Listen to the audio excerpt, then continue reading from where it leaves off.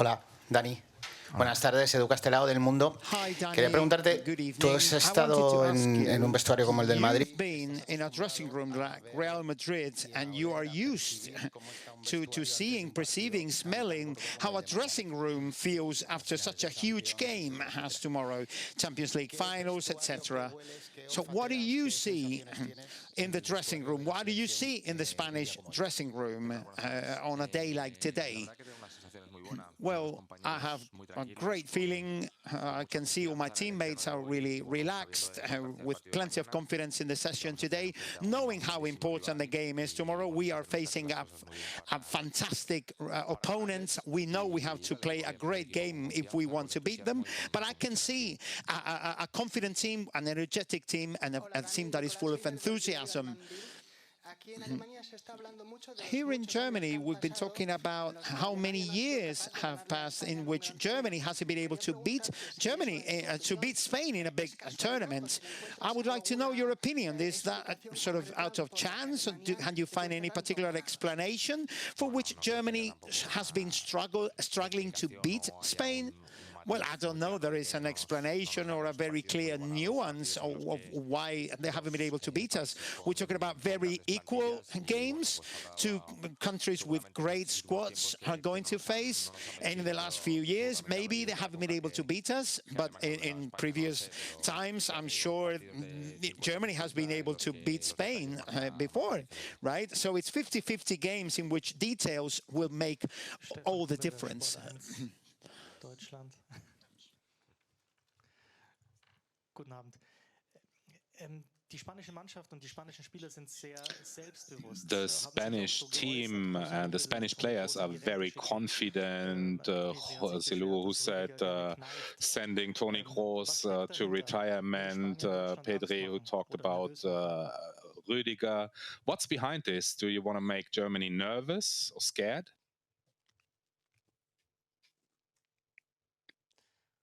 Guten Abend. Well, those kind of words, Joselu's words, are obviously in a joking tone. We obviously want to beat Germany, and that would mean, of course, Kroos's retirement. That's nothing really special. And as for Pedri's pinching by Rüdiger, well, it's something else that maybe the referee will have to value. But if it's all, of course, in a very professional tone and a very good atmosphere, I think there is mutual respect with Germany and Spain, and I think we will going to show that on the pitch. It's going to be a beautiful match. Every football fan will be watching, will be willing to watch that, and I hope we will win in the end. En el partido contra Georgia, cuando ibais perdiendo 1-0, hiciste un gesto a tus compañeros. In the game against Georgia, when you were losing 1-0, you made this gesture to your teammates asking for calmness because the pressure from the fans was really high. And now the rival is Germany, the host team. Do you expect a higher pressure or even stronger? So, and what do you think Spain must do in order to overcome it? Well, Georgia's goal, or after Georgia's goal, we struggled. We had the first few minutes in the whole of the Euro. We lost a few balls, etc. That was quite unusual, and I just wanted to tell my players that we couldn't go out this way. We keep going this way.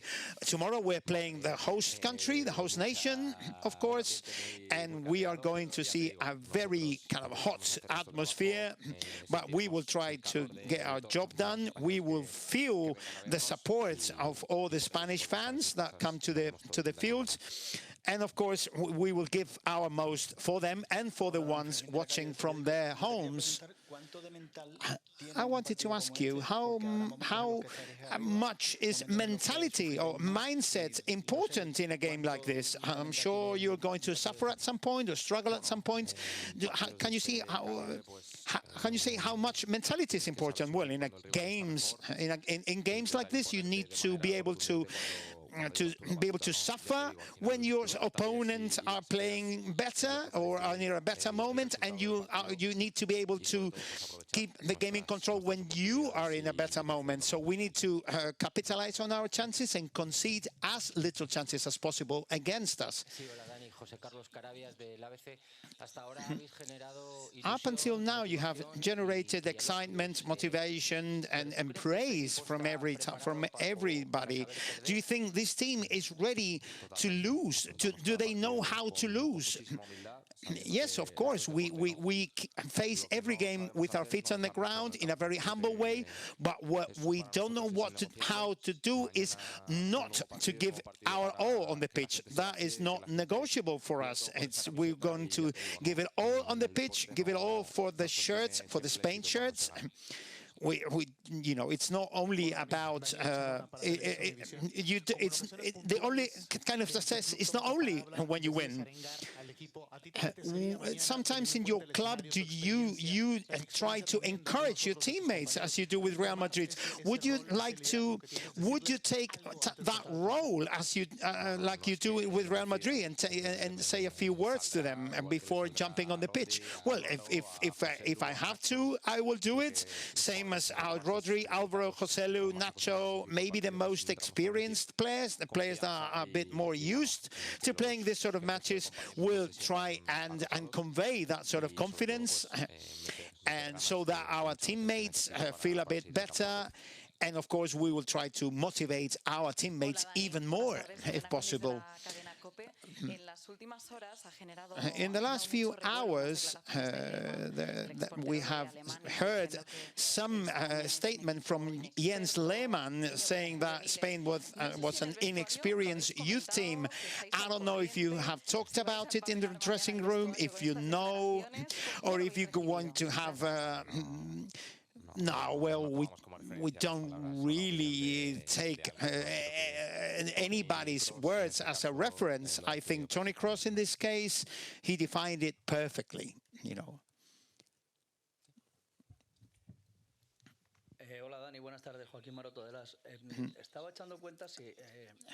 I've been doing my math, and you started pre-season last year at this. You have been competing for a whole year, because you started your pre-season for Real Madrid at this practically at this time. So, do you want to make any observation about the amount of matches that you've been playing, that footballers have been playing? Well, as far as motivation is concerned, I have more energy than ever, and I'm looking forward to the match tomorrow more than ever. But in the light of what is coming next year, and of course we will try and go as far as we can in the Euros, but looking towards next year with a Euro Cup, with a Super Cup away from Spain, with a Club World Cup, etc., you know, where we will play a lot of games. Well, the schedule is impossible. The game schedule is impossible, and the level of the games is going to go down, because it's practically impossible for the players to maintain the level for a whole year if they have to play every 3 months. That's impossible. You're going to face players that you know really well, like Musiala, Joshua Kimmich, Emmanuel Neuer. You faced them in the Champions League the last spring. What do you think are the strengths, are their weaknesses? What can Spain do in order to go through to the semi-final? Well, man by man, Germany has World Cup, quality players, world-class players. They have really fast wingers. They have very tough center backs, people who like to have the ball in their feet in midfield. We have similar qualities to them, but it's going to depend on if they will wait for us or if they will press up high or not. That is going to define the way we can get closer to their goal and maybe the pace of the game. And like I said before, in the end, this type of games, it's just it's all about the details and how clinical you are in front of goal.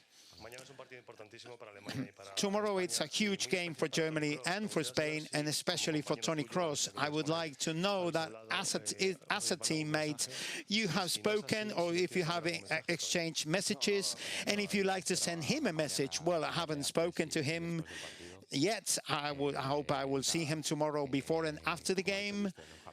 Like Luis said before, I wish you could tie him, you know, and to prevent him from playing. Of course, I'm joking. Tomorrow, it's a very special game for Toni. He's been living in our country for over a decade. It's his last major championship. He will try to enjoy his most, and of course, we will try to prevent that. Going back to Kroos and Rudiger, I don't know if you as a teammate, I don't know if you will tell anything to Morata, say anything to Morata or Rodri about how to prevent something, you know, talking about maybe their potential weaknesses, since you will know as your teammates. I don't know if you talk about that in the dressing room. Well, at this level, or how exposed we are in every match, I think both teams have analyzed the other. We know perfectly well the strengths and the weaknesses. There will be no surprise, whatever I can say. I don't know. You know, so of course I will try and give them a little bit of positive information for them, for our players, and of course I will hope it will, you know, it will serve its purpose. In the last three tournaments, you have fallen in the penalties, in the penalty shootout, but the last club tournament you won with a goal from from the penalty spot. I don't know if you've been training that, if you've been thinking about that. Well, there are specialists from the penalty spots, but at this point, the confidence level is what can define a penalty shootout. Of course, against Manchester City, there were three defenders, Nacho, Rudiger and Lucas, took penalties there. So with confidence and with energy, I think any player at this level is able to score a penalty. Hello, I'm Trond from WG in Norway. I have a question about Lamine Yamal. He's 16 and will play his game number 58 since August last year, tomorrow. Are you worried that that's too much for a young boy like him, especially given the injury problems with Gavi and Pedri and Ansu Fati?